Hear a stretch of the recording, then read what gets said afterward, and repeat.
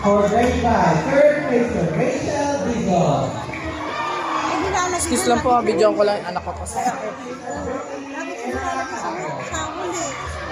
Champion, Theo Marie Alcala. Yes!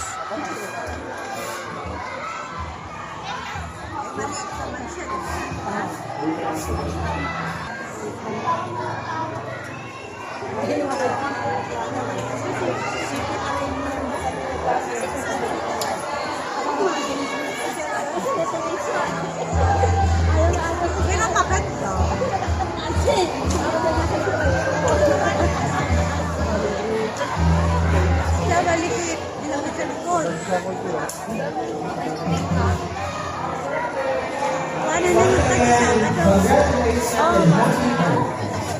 Okay, for badminton mixed double.